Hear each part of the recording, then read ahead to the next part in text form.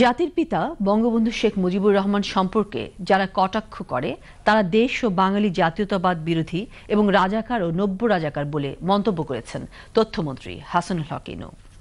আজ রাজধানীর বাংলা একাডেমিতে মহান স্বাধীনতা দিবস এবং জাতির পিতা বঙ্গবন্ধু শেখ মুজিবুর রহমানের ৯৭তম জন্মদিন উপলক্ষে বাংলা একাডেমি ও বিশ্ব বাংলা কবিতা পরিষদ আয়োজিত স্বরচিত কবিতা ও ছড়াপাঠ এবং শিল্পী সৈয়দ মাসুদ হোসেনের কবিতায় বঙ্গবন্ধু শীর্ষক আলোকচিত্র প্রদর্শনীর উদ্বোধনী অনুষ্ঠানে তিনি মন্তব্য করেন। কবি অসীম শাহর সভাপতিত্বে অনুষ্ঠানে বঙ্গবন্ধু আবৃত্তি পরিষদের সাধারণ সম্পাদক ডক্টর শাহাদাত হোসেন নিপু, বিশ্ব বাংলা কবিতা পরিষদের সাধারণ সম্পাদক কবি আসলাম সানি, বিশিষ্ট সাংস্কৃতিক ব্যক্তিত্ব হাসান ইমাম এবং বাংলাদেশ আওয়ামী লীগের সভাপতি মণ্ডলীর সদস্য নুহুল আলম লেনিন বক্তব্য রাখেন।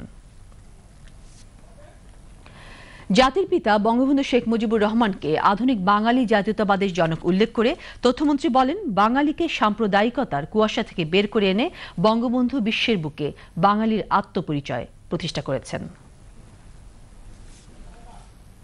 আধুনিক বাঙালি জাতীয়তাবাদের জনক উনি সাম্প্রদায়িকতার কুয়াশা থেকে বাংলাদেশের জনগণকে বের করে আনার সাহসী নেতা, বাঙালি আত্মপরিচয় পুনঃ আবিষ্কারের প্রেরণাদাতা নেতা উনি।